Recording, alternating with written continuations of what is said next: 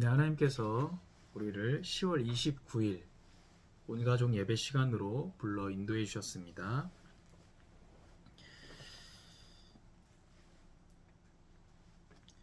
이 하나님은 영원히 우리 하나님이시니 그가 우리를 죽을 때까지 인도하시리로다. 아멘. 우리 하나님 앞에 그리스도 이름으로 나아가겠습니다. 좋으신 아버지 하나님, 은혜와 사랑에 감사합니다. 그리스도 예수 안에서 우리를 받아주시고 우리를 예배의 자리로 불러 인도하여 주셔서 감사합니다. 우리 예배를 통하여 하나님께서 홀로 영광 받아주시옵시고 하나님의 뜻과 계획과 나라가 이루어진 예배 시간이 되게 하여 주시옵소서.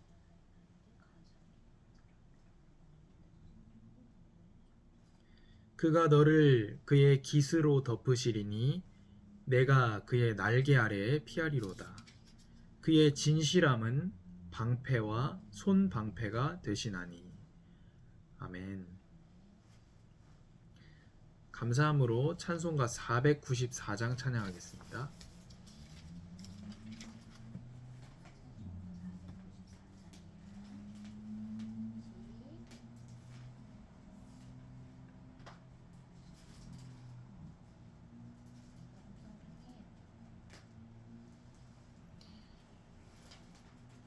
만세 반석 열리니 내가 들어갑니다. 창에 어리상하여 물과 피를 흘린 것 내게 흉되어서 정결하게 하소서. 내가 공을 세우나 은혜가 갚지 못하네. 쉼이 없이 힘쓰고 눈물 근심 많으나 구속 못할 죄인을 예수 홀로 속하네. 빈손 들고 앞에 가 십자가를 붙드네. 의가 없는 자라도 도와주심 바라고 생명샘에 나가니 나를 씻어주소서. 살아생전 숨쉬고 죽어 세상 떠나서 거룩하신 주 앞에 끝날 심판 당할 때 만세 반석 열리니 내가 들어갑니다. 3절입니다. 빈손 들고 앞에 가 십자가를 붙드네. 의가 없는 자라도 도와주심 바라고 생명샘에 나가니 씻어주소서. 아멘.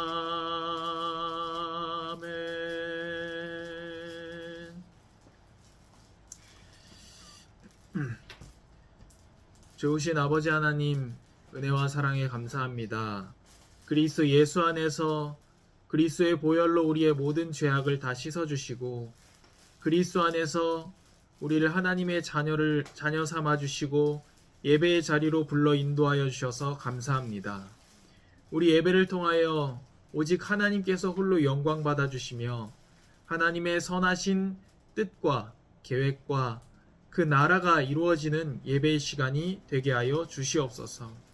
하나님의 음성을 듣기를 원하오니 하나님께서 우리에게 말씀하여 주시고 하나님 앞에 우리의 마음을 물쏟듯 쏟아놓으며 또한 성도의 교제와 또 하나님께서 허락하여 주신 이 땅에 그리스도의 향기를 나타내는 우리의 삶이 되어질 수 있도록 주님께서 역사하여 주시옵소서. 하나님 앞에 우리의 중심과 마음과 모든 것을 드려 예배하게 하시고, 또한 우리가 하나님을 최고로 즐거워하는 시간이 되게 하셔서 우리의 모든 우상들이 다 제거되는 시간이 되게 하여 주시옵소서. 감사합니다. 살아계신 예수님의 이름으로 기도합니다. 아멘. 우리 하나님의 말씀은 창세기 50장 15절에서 26절까지의 말씀입니다. 창세기 50장 15절에서 26절까지의 말씀입니다.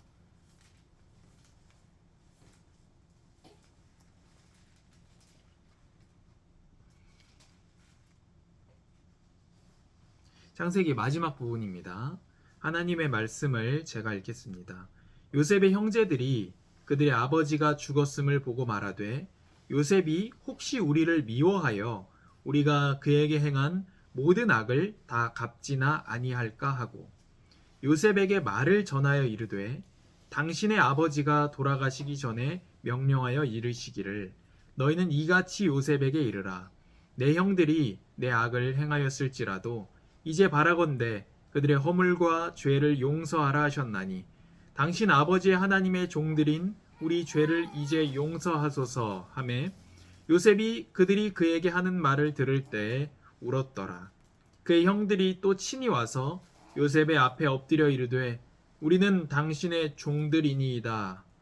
요셉이 그들에게 이르되, 두려워하지 마소서. 내가 하나님을 대신하리이까. 당신들은 나를 해하려 하였으나 하나님은 그것을 선으로 바꾸사 오늘과 같이 많은 백성의 생명을 구원하게 하시려 하셨나니, 당신들은 두려워하지 마소서. 내가 당신들과 당신들의 자녀를 기르리이다 하고 그들을 간곡한 말로 위로하였더라. 요셉이 그의 아버지의 가족과 함께 애굽에 거주하여 110세를 살며 에브라임의 자손 3대를 보았으며, 므낫세의 아들 마길의 아들들도 요셉의 슬하에서 양육되었더라.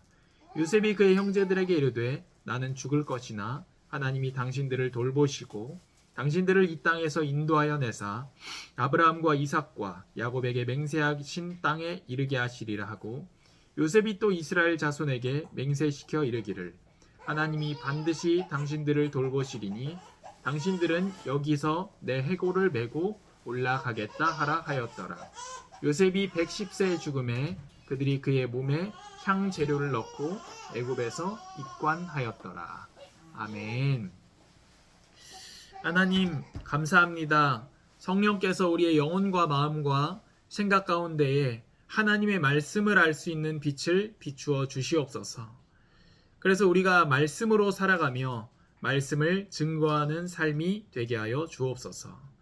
오늘 살아있는 하나님의 말씀에서 살아계신 예수 그리스도를 만나게 하여 주시옵소서. 감사합니다. 살아계신 예수님의 이름으로 기도합니다. 아멘. 오늘 본문이 창세기의 마지막 부분입니다.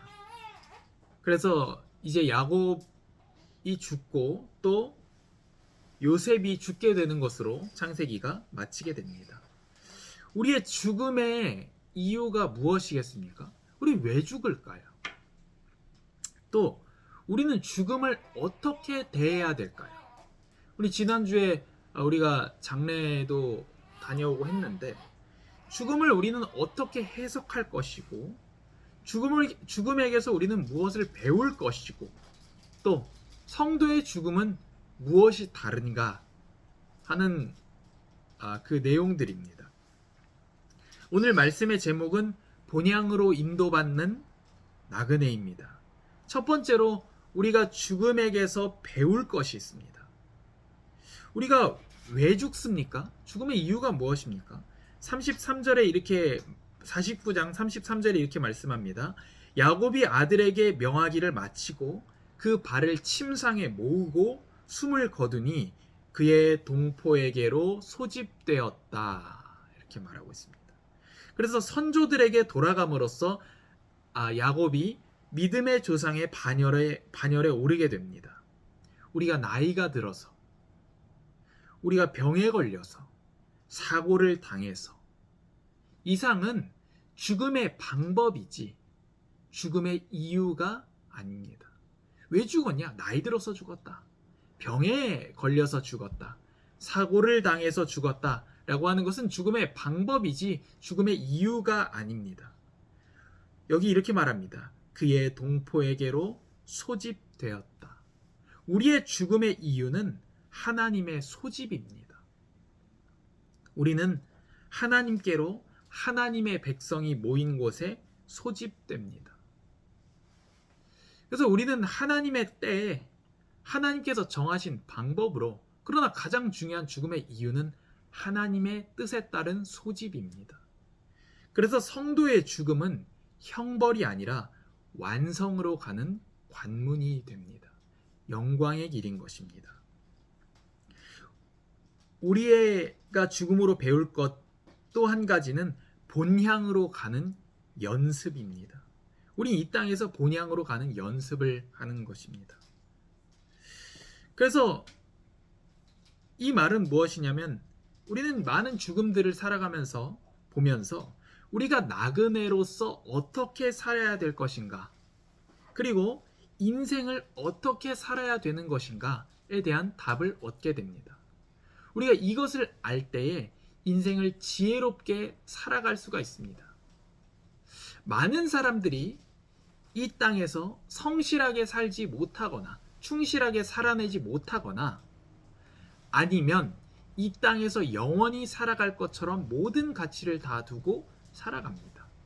성도는 어떤 사람들이냐면 영원한 곳에 가치를 두고 있고, 그러기 때문에 이 땅에서 충실하게 살아가는 사람들이 바로 성도들입니다.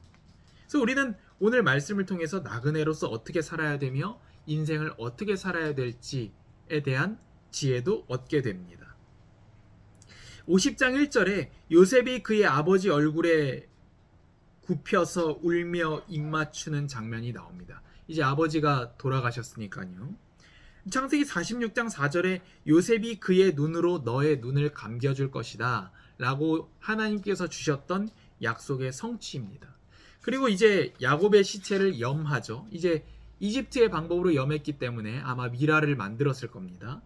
그리고 야곱을 가나안 땅의 막벨라 굴에 장사할 수 있도록 바로의 허락을 구하죠. 왜냐면 요셉이 이제 그 사람들을 다 데리고 가나안 땅의 막벨라 굴로 이동을 해야 되니까요. 요셉이 자기 아버지를 장사하러 올라가니 바로의 모든 신하와 바로궁의 원로들과 애굽 땅의 모든 원로와 요셉의 온 집과 그의 형제들과 그의 아버지 집이 그와 함께 올라가고, 그들의 어린 아이들과 양떼와 소떼만 고센 땅에 남겼으며. 여기 보면 어린아이와 가축은 두고 떠납니다. 왜냐? 아직 이집트를 떠날 시기가 아니기 때문입니다. 출애굽, 출 이집트 때는 바로가 이렇게 얘기하죠. 어린아이와 가축을 두고 가라. 너희의 장정들만 가라고 했지만 모세는 전체가 다 떠나야 된다고 했죠. 그것과는 다르게 지금은 아이들, 가축들은 두고 갑니다. 하나님의 때가 아직 이르지 않았기 때문입니다. 사도행전 7장 17절에 스데반 집사가 이 부분에 대해서 얘기하면서 하나님께서 아브라함에게 약속하신 때가 가까워 이렇게 말합니다. 하나님의 정하신 때가 있다는 것입니다. 그게 우리가 죽음뿐만이 아니라 우리의 인생을 대하는 자세입니다. 하나님의 때가 있다. 하나님의 시간표가 있다. 그리고 하나님의 시간표는 사람에게 영향을 받지 않습니다. 9절에 병거와 기병이 요셉을 따라 올라가니 그 때가 심히 컸더라. 출애굽할 때 이 병거와 기병은 어땠을까요? 이스라엘 백성들을 잡아 죽이려고 쫓아오는 사람들이었습니다. 근데 지금 이 병거와 기병은 왜 갑니까? 호위하기 위해서, 보호하기 위해서 같이 가는 것입니다. 예전을 갖추기 위해서 같이 가는 것입니다. 우리가 지금은 함께 가는 것입니다. 우리가 나그네의 인생을 살아가면서요, 세상의 환대를 받을 때도 있습니다. 또 세상의 조롱이나 세상의 엄청난 핍박을 받을 때도 있습니다. 우리는 여기에 너무 많은 관심을 두거나 휘둘려서는 안 됩니다. 세상이 우리를 좋아하든 세상이 우리를 싫어하든 우리는 하나님의 뜻에 따르면서 세상을 신실하게 대하기만 하면 됩니다. 우리가 세상이 싫어할 행동을 하면서 하나님의 핍박을 받는다고 얘기한다든지 세상이 우리를 싫어하든 말든 상관없어 라고 얘기하는 건 부당하죠. 그러나 우리가 세상에서 충실하게 대하고 신실하게 대하면서 하나님의 뜻을 따른다면 세상의 반응에 너무 좌우될 필요는 없다는 것입니다. 또 10절에 요단강 건너편 아닷 타장 마당에 이르렀습니다. 요단강 건너편까지 가게 됩니다. 그래서 이 말은 어느 쪽으로 갔던지 간에 요단강은 남북으로 이렇게 흐르거든요. 요단강의 동쪽과 서쪽을 다 가봤다는 말입니다. 가나안 땅 양편을 다 가봤다는 말입니다. 즉 하나님께서는 야곱의 장례를 통해서 이스라엘 백성들이 약속의 땅으로 들어가는 연습을 시키셨습니다. 우리가 삶 속에서 영원한 아버지의 품에 안기는 연습이 필요합니다. 연습을 해야만 안길 수 있는 건 아니지만 우리의 삶 속에서 시시때때로 하나님을 의지하고 우리가 찬양할 이유를 기억해내는 것이 바로 그 연습입니다. 시시로 하나님을 의지하는 것. 우리가 식사할 때마다 하나님이 주신 음식 또한 일용할 양식을 주시옵고 일용할 양식을 주시옵고 하지 않습니까? 시시로 하나님을 의지하는 것, 그리고 찬양할 이유를 찾는 것입니다. 야곱은 막벨라굴에 묻히게 됩니다. 야곱에게는 돌아갈 곳이 있었습니다. 우리는 돌아갈 곳이 있는 나그네입니다. 요한복음 14장 1절에 4절에 너희는 마음에 근심하지 말라. 하나님을 믿으니 또 나를 믿으라. 예수님께서 내 아버지 집에 거할 곳이 많도다. 그렇지 않으면 너희에게 일렀으리라. 내가 너희를 위하여 거처를 예비하러 가노니 가서 너희를 위하여 거처를 예비하면 내가 다시 와서 너희를 내게로 영접하여 나 있는 곳에 너희도 있게 하리라. 예수님께서 아버지께로 가시는 이유는 우리가 머물 거처를 예비하기 위함입니다. 예수님이 거처를 예비하면 다시 오셔서 우리를 영접하여 예수님이 있는 곳에 있게 하십니다.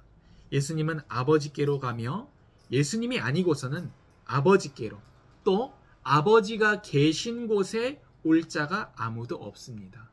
아버지 품이 우리가 돌아갈 고향입니다.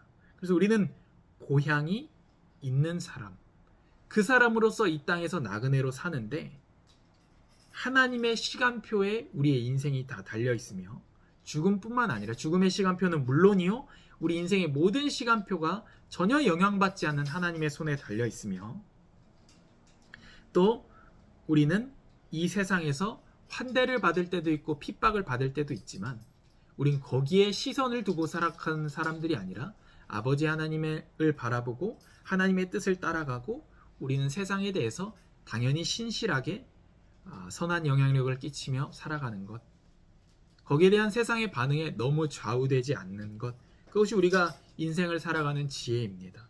두 번째로 보호하는 의도입니다. 요셉이 또 하나님께서 보호하시는 의도, 죄와 두려움, 거짓말. 죄는 두려움을 낳습니다. 두려움은 거짓말을 만들어냅니다.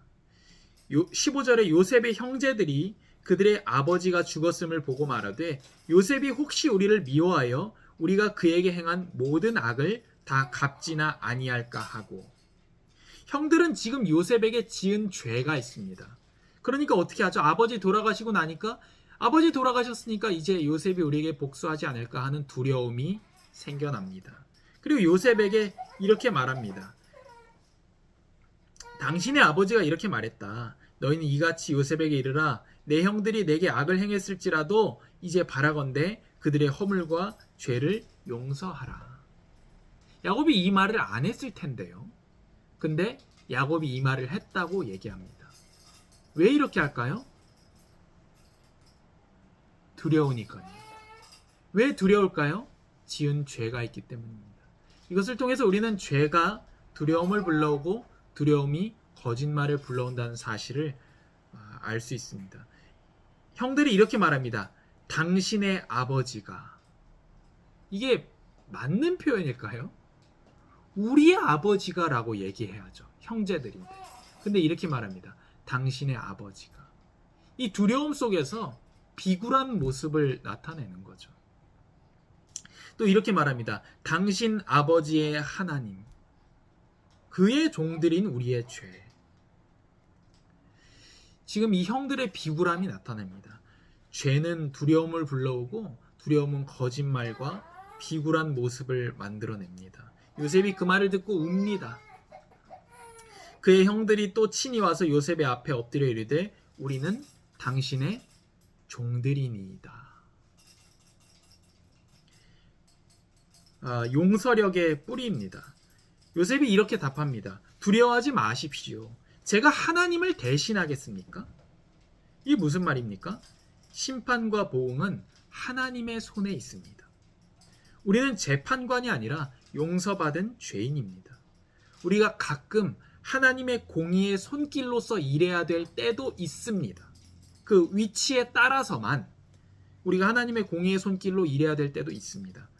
하지만 개인적인 복수의 감정은 그리스도인의 마음이라고 볼 수 없습니다. 하나님을 대신하려고 하는 것입니다. 그래서 우리가 내가 그거를 판단해야 될 사람이다. 내가 판사다. 그러면 그걸 판단을 해야 되겠죠. 집에 일어난 일에 대해서 내가 아버지다. 내가 부모다. 그럼 판단을 해야 될 때가 당연히 있습니다. 하나님의 공의의 손길로서 일하는 것이지. 자녀가 잘못했을 때 공의의 손길로서 가르쳐야 될 필요가 당연히 있죠. 교육을 포기하는 요즘에 가정이 너무 많은데 그것은 잘못된 일이고, 그런데 얘가 이렇게 해서 내가 열받아서 뭐라고 한다. 그 마음으로 하는 것은 잘못된 것이죠. 그래서 저는 한때 이제 교회 학교에서 아이들을 가르칠 때에 제가 이 아이가 한 행동에 대해서, 학생이 한 행동에 대해서 화났다. 그러면 가르치지 않았습니다. 왜냐면 그건 내 감정에 의한 것이잖아요. 그 화가 다 가라앉고 나면 그 아이에 대한, 학생에 대한 교육의 필요로서 가르쳤습니다. 그래서 우리가 하나님의 공의의 손길로서 일해야 될 때도 있지만 개인적인 복수의 감정에 의해서 하는 것은 그리스도인의 마음이라고 볼 수는 없습니다. 또 우리의 용서력의 뿌리가 어디서 나옵니까? 요셉이 이미 하나님의 의도를 파악했기 때문에 복수를 넘어섰습니다. 형님들은 저를 해치려고 악을 꾀했지만 하나님은 지금 보시는 것처럼 그것을 선하게 바꾸셔서 오늘날 많은 사람들의 생명을 구하셨습니다. 하나님의 섭리 속에서 형들의 악은 구원의 선으로 바뀝니다. 구원을 위한 하나님의 선, 그것 때문에 당신들의 악을 하나님께서 선으로 바꾸셨다. 그 하나님의 의도를 발견한 요셉은 이미 넘어선 것입니다. 또 세 번째로 우리가 용서받은 죄인이라는 것 때문입니다. 환난을 통해서 환난에서 건져내는 구원자. 우리가 실제로 용서할 수 있는 기회는 생각보다 많이 없습니다. 우리가 용서할 수 있는 기회가 생각보다 많이 없다니까요. 살아가다 보면. 사람들이 그렇게 우리한테 크게 잘못을 하지 않는다니까요. 용서할 수 있는 기회가 많지 않다는 것. 그게 무슨 뜻입니까? 우리가 받은 용서를 이 세상 가운데 표현할 수 있는 기회가 많지 않다는 거예요. 그래서 우리가 용서할 수 있는 기회가 생겼을 때 그 기회를 잡아야 된다는 겁니다. 우리가 받은 이 용서받은 죄인으로서 이 받은 은혜를 표현할 수 있는 기회가 많지 않다는 겁니다. 예수님께서는 환난을 통해서, 고통을 통해서 우리를 고통에서 건져내는 구원자가 되셨습니다. 사도행전 7장에 이렇게 말합니다. 여러 조상이 요셉을 시기하여 애굽에 팔았더니 하나님이 그와 함께 계셔 그 모든 환난에서 건져내사 애굽 왕 바로 앞에서 은총과 지혜를 주시매 바로가 그를 애굽과 자기 온 집의 통치자로 세웠느니라. 그때 애굽과 가나안 온 땅에 큰 환난이 있을세 우리 조상들이 양식이 없는지라. 야곱이 애굽에 곡식이 있다는 말을 듣고 먼저 우리 조상들을 보내고 또 재차 보냄에 요셉이 자기 형제들에게 알려지게 되고 또 요셉의 친족이 바로에게 드러나게 되니라. 요셉이 사람을 보내어 그의 아버지 야곱과 온 친족 75사람을 청하였더니 야곱이 애굽으로 내려가 자기와 우리 조상들이 거기서 죽고 세겜으로 옮겨져 아브라함이 세겜 하몰의 자손에게서 은으로 값주고 산 무덤에 장사되니라. 요셉은 환난 10절에 그 모든 환난에서 건져내서 환난을 당했습니다. 그런데 11절에 흉년이 들어 큰 환난이 있을세 우리 조상들이 양식이 없는지라. 요셉의 환난을 통해서 형들을 환난에서 건져내게 됩니다. 예수 그리스도의 십자가 죽음을 통해서 하나님께서 우리를 영원한 사망에서 건져내시게 됩니다. 이 용서받은 죄인 이 은혜를 생각할 때 우리는 어떻게 이 사랑을 표현할까? 용서로서 이 사랑을 표현할 수 있게 됩니다. 우리가 용서할 수 있는 힘이 세 군데에서 나옵니다. 하나님의 심판과 보응, 하나님의 손에 달린 것이다.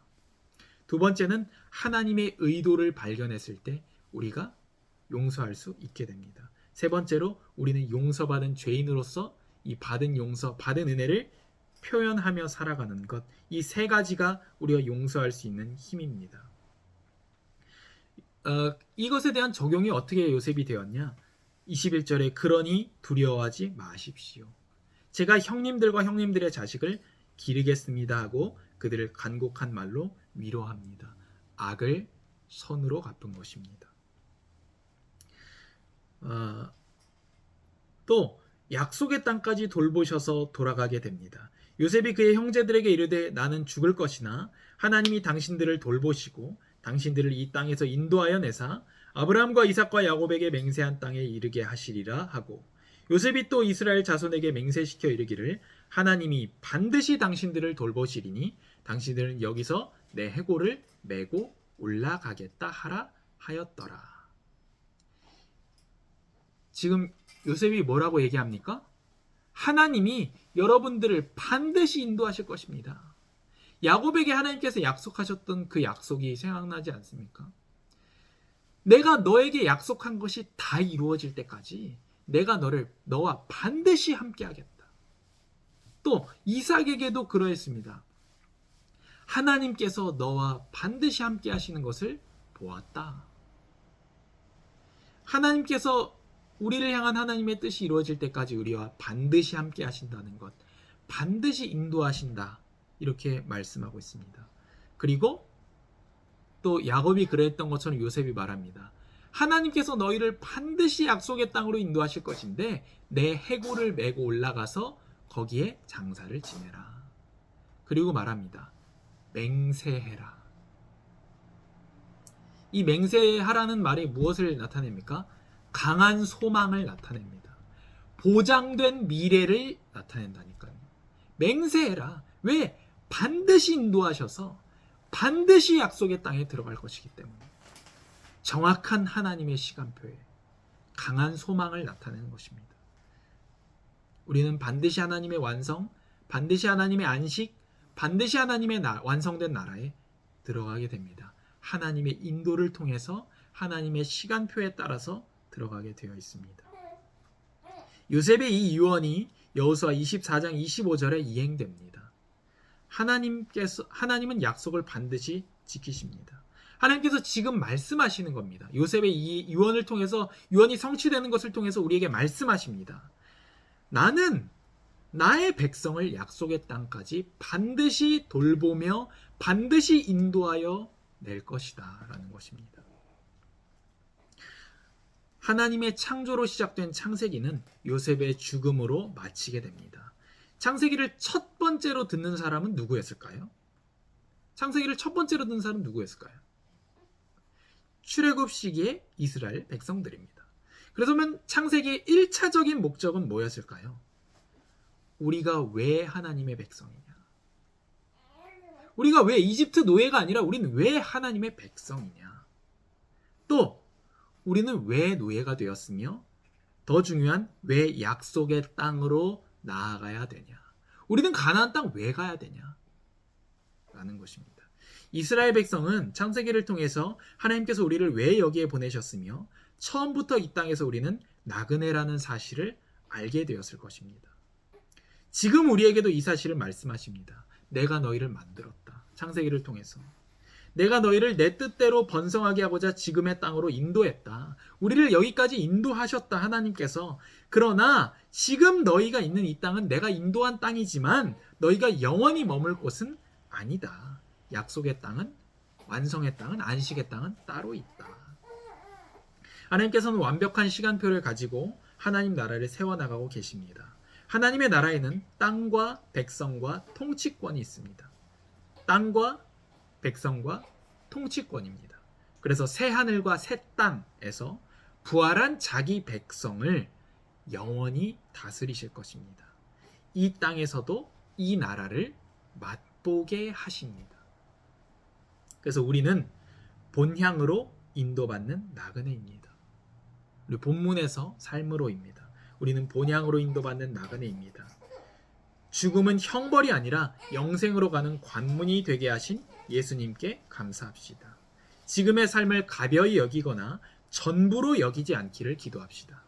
하나님의 의도를 알고 사람을 용서하는, 용서받은 죄인으로서 용서하는 한 주가 되기를 또 소원하고 기도합니다.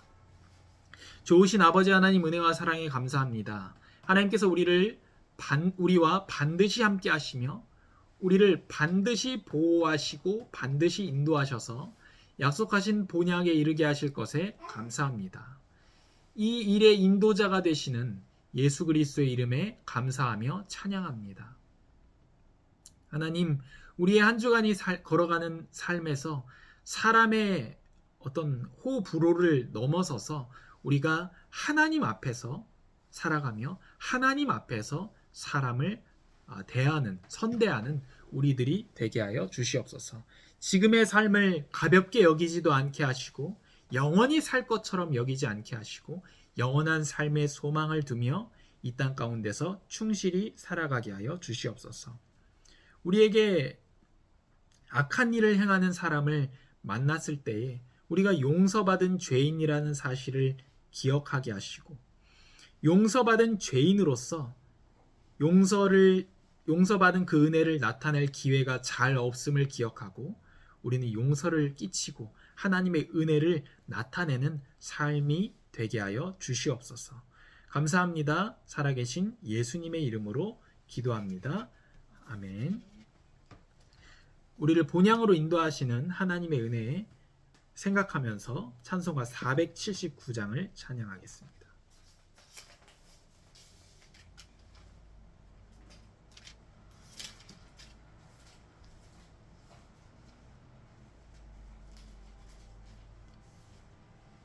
예배 때 잘 부르는 찬양은 아니고 보통 장례 때 많이 부르는 찬양이지만 우리 본향으로 인도하신 하나님의 은혜 생각하며 찬양하겠습니다.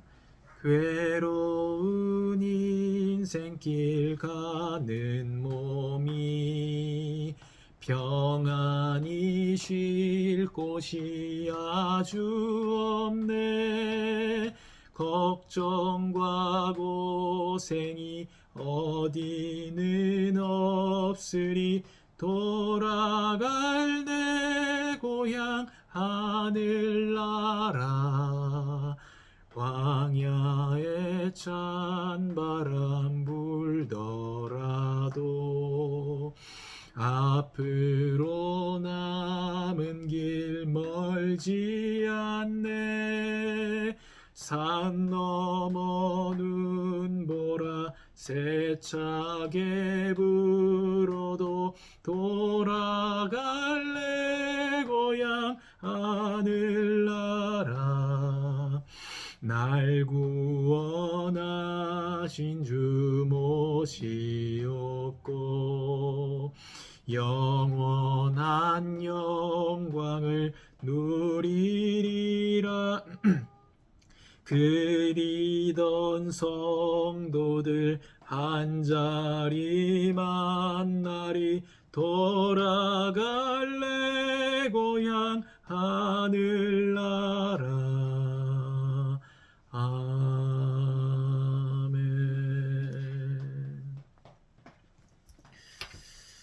우리 잠시 말씀 생각하면서 묵상하는 시간 갖겠습니다.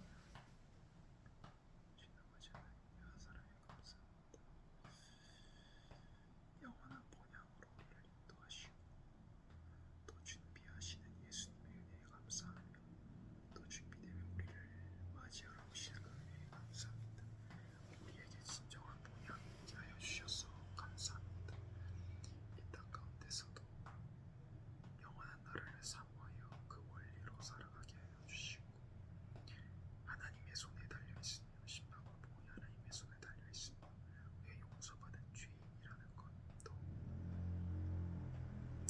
하나님의 의도를 발견함으로 우리가 용서를 끼치는 자들이 되게 하여 주시옵소서. 예수님의 이름으로 기도합니다. 아멘. 우리는 뷰티풀 교회입니다. 뷰티풀 교회는 그리스도의 한 몸이요 피를 나눈 가족입니다. 뷰티풀 교회는 전에도 지금도 앞으로도 단 한 가지 소원이 있습니다. 그게 바로 평생의 여호와의 아름다움을 바라보며 사는 일입니다. 그래서 우리는 삶 속에서 여호와의 아름다움을 발견하고 말씀 속에서 여호와의 아름다운 복음을 발견하고 그것을 함께 나누며 끼치는 사람들이고 그 원리로 살아가는 사람들입니다. 뷰티풀 교회는 세상 속에서 충실히 살며 세상에서 볼 수 없는 아름다움을 나타내고자 합니다. 예배 안내입니다. 유튜브 개설해서 아마 이 영상부터 올라가게 될 겁니다. 뷰티풀 교회 이고 영어로 뷰티풀 처치 이렇게 나옵니다. 주일 오전 11시 온가족 예배로 드리고 오후 1시 30분 교리문답 시간을 가집니다. 오늘은 교리문답이라기보다는 10계명, 첫 번째 계명을 보게 됩니다. 목요일 오후 9시 30분에 생명의 삶으로 가정 예배를 드립니다. 또 남수한 전도사가 설교하고 자택에서 예배하고 있습니다. 교회 소식입니다. 1부 예배는 온가족 예배입니다. 다음 주부터 성경 한 권씩 창세기, 출애굽기 이렇게 한 권씩 설교하게 됩니다. 2부 예배 때는 교리에 대한 공부를 합니다. 지금은 10계명을 이번 주부터 10계명을 시작합니다. 네 번째로 헌금입니다. 헌금은 하나님께 감사함으로 드립니다. 또 우리가 돈을 사랑하지 않고 사용하고 돈 때문에 하나님을 사용하려고 하지 않고 하나님을 사랑하게 되는 그런 훈련이기도 합니다. 드려진 헌금은 세 가지 원칙으로 운영됩니다. 선교와 구제, 지금 한국 컴패션에 하고 있고요. 그리고 이웃사회, 아직은 어떻게 할지 결정을 하지 않았지만 가까운 곳에 있는 이웃사회에 이렇게 구제하기 위해서 사용하려고 하고 있고요. 또 교역자의 연구와 활동과 생활을 위해서 또 교회 운영을 위해서 사용하려고 또 사용할 그 원칙으로 운영됩니다. 교회 계좌를 만들었습니다. 주보에 나와 있고 주보에 나와 있습니다.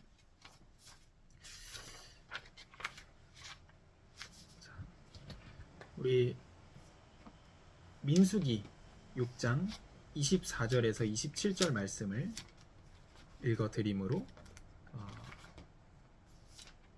하나님의 보내심을 받아서 우리의 삶으로 예배에서 삶으로 돌아가겠습니다.